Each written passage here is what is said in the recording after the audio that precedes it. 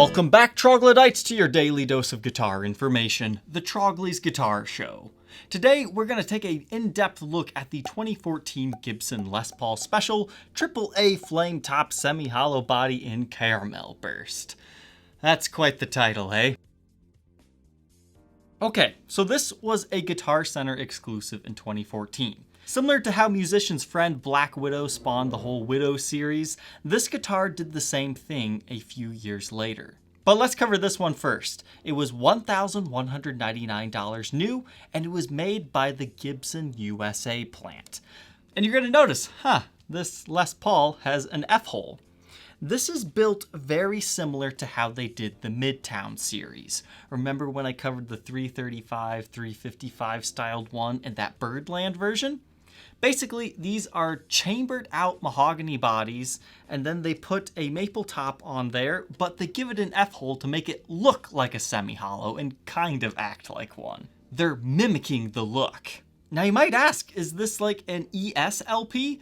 No, it's not like an ESLP at all, and I didn't even realize this, but a little bit more on that later. These might have been slightly inspired by those, but again, they're more closely related to the Midtown series. So these guys strangely get one F-hole. You get a 57 Classic and a Super 57 in the bridge. You actually get coil splitting features on these guys too. It has a Granadillo fretboard with a mahogany neck, and get this, in true special format, it gets a proper Gibson logo in mother of pearl. The only thing it's missing to be proper is binding on the neck, but hey, if we're getting picky as to what makes a special, it wouldn't have a maple top either. Guitar Center usually knows how to make a really nice exclusive guitar. I reviewed a different Les Paul special from them, and man, those things are fantastic for the price. But now let's learn a little bit about the controversy and how people get mixed up on these all the time, including me. Okay, so these ones came first, 2014, but then in 2016, similar to the ESLPs, Gibson Memphis. Get that, Memphis shop, not the USA shop. These were actually built in different factories. Memphis birthed the ESLP Special and the ESLP Special 2. Now, as far as I can tell, just by looking at spec sheets, not having owned them, the only difference I see between those is the Special 2, it gets a slightly brighter looking finish with a nice flame top, and the Super 57 in the bridge instead of just the regular 57 Classic. So it's kind of like this guitar. But here's the big kicker. Instead of being Midtown-like with the chambered out mahogany body, it's more like a true ES-styled instrument, where the whole thing is just maple. It's got the maple top, yes, but the back and sides are also maple, constructed the same way as an ES. So it's not some huge chunk of something that's been hollowed out. It's built in the true semi-hollow format. So those also have the flat maple top, the maple back and sides like we were just saying, baked maple fretboard, so it might look like rosewood, but it is maple again. They even gave it a maple neck. The whole thing is just maple. However, those ones did get an ABR1 bridge, makes them different from this one having a Nashville style. They have the sticker inside of the F-hole as the Memphis ones usually do. Their Gibson logo is actually a silk screen, so that's kind of a step down in my opinion. But they do kind of have a nice vintage vibe to them with the F-hole on the truss rod cover. Got the vintage Kluson style tuners, and they also have a black binding along the neck. So there are 3 Les Paul specials out there that I'm aware of at the time of recording that utilize an F-hole. But I hope this kind of helps you understand the differences between them. The main things to remember are this one has a mahogany body that's been chambered out, whereas the other ones, they're all maple constructed in a similar ES format. So I hope that was an eye-opening experience for you, but let's go ahead and throw this one on the workbench and we'll take a look at all of this one's individual parts. Let's start by looking at the pickups. As we talked about earlier, we've got the 57 Classic in the neck position and then the Super 57 in the bridge, so this one's going to read a little bit hotter than this one. So to go ahead and illustrate that, our neck pickup is reading about 7.8 and the bridge position is reading about 8.3. And keep in mind you can also coil split these. However, it doesn't change the readings for some reason, so maybe we have a PCB in here. But inside the cavities themselves, the neck pickup reveals that we have a short neck tenon. CM stands for caramel burst, or caramel, however you want to say it. And then the bridge position says Les Paul Special, and then I'm not sure what this G stands for, or if it even is a G. The bridge for this particular model is the Nashville Tunematic full weight style. It has the PW branding. And the tailpiece is also full weight by Advanced Plating Incorporated. Now you can tell somebody top wrapped this for quite a long time because of these little marks right here where the chrome has started to rub off. Control-wise, we've got 4 speed knobs here. You can see there's a little bit of internal cracking on them. That's very common. Doesn't affect them. And again, you can coil split with these push-pull pots. But nothing fancy on the tones. This appears to be a center seamed 2-piece flame maple top that sits on top of a chambered out mahogany body, which has a mahogany neck and a Granadillo fretboard. Now, I've always been okay with Granadillo. I think it's kind of a cool name, a cool term, but what I really like about this one is there's actually some figuring in the wood. I mean, it's not really showing up here too well, but in person, it definitely does. Kind of like a flame pattern going on. Underneath the blank truss rod cover sleeps the truss rod cavity. Everything's looking good there. And you have the Les Paul model silkscreen with the Gibson mother of pearl logo. You get a 1.69 inch nut width, which increases to 2.06 at the 12th. First fret neck depth of 0.86 inches, and it stays pretty thin at 0.92 at the 12th. It still utilizes a traditional 24 3/4 inch scale though. And now to answer the big question, why is there only one F-hole? Here's my theory. See how this utilizes a Gibson PCB system? On all of the other Midtown series that had the double F-hole, they used a special type of routing on the back that made it so you wouldn't be able to see through to the controls. You can see that photo here. If they would have done that on here, it would have cost more to do that special routing, and they wouldn't have been able to fit the PCB system in here. So it was most likely due to a cost savings feature to get these at an attractive price point. But this makes sense why my ohm reader wasn't reading the coil split right. It always does that with the PCBs. I'm not sure how these things are wired. But that makes it awesome because, I mean, you can easily swap these pickups out if you want something else. You want something hotter, you want something a little bit more vintagey. It's pretty easy to do, as long as it's a Gibson pickup with the white connectors anyways. Looks like they're rocking a 2-piece mahogany back. You do have the comfort carve here and the 3-way toggle switch in there. The back plates are the variety that has the built-in shielding, and you have a cream plastic jack plate. Something else that's kind of interesting to mention here is you see how tall those push-pull pots are? It actually prevents the back plate from sitting level. You see how it kind of seesaws right on top of those pots? So that's something to keep in mind. These utilize the large style strap buttons. And this version, once again, a nice slim mahogany neck. And we've got traditional Grover tuners, 2014 model with a 2014 serial number.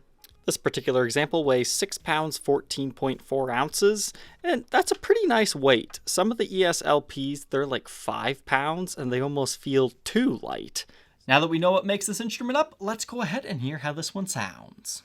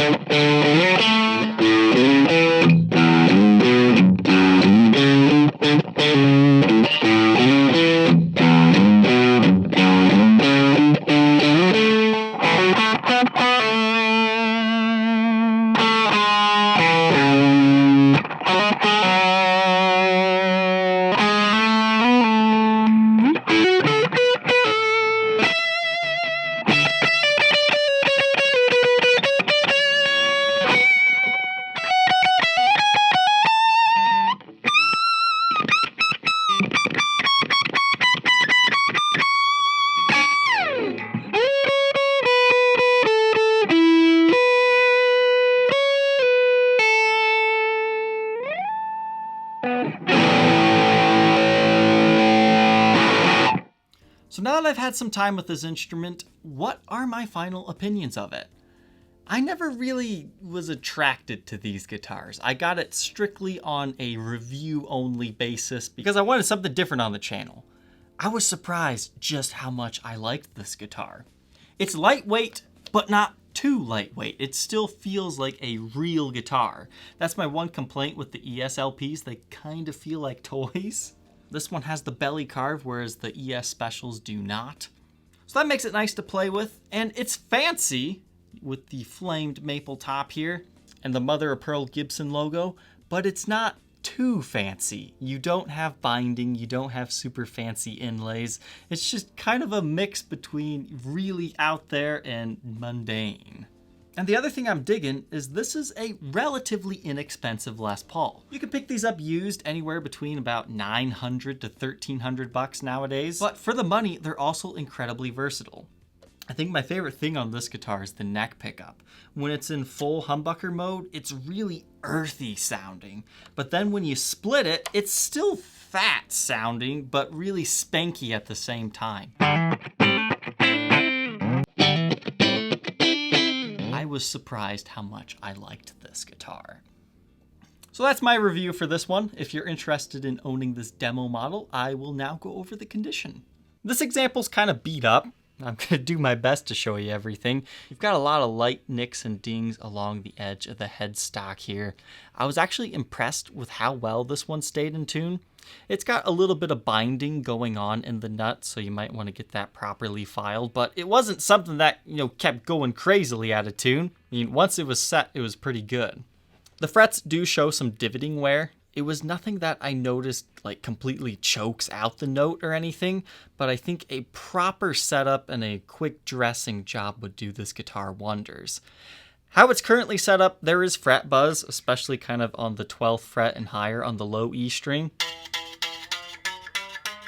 But that's just because the action's, set pretty darn low. You can raise it up if you want to. Some people might want to do that, but I had a great time playing this. Now along the face of the instrument, there are quite a few light nicks and dings. It's kind of hard to point them all out, so I'll just let you use your eagle eyes here as I do my light over the top of the instrument.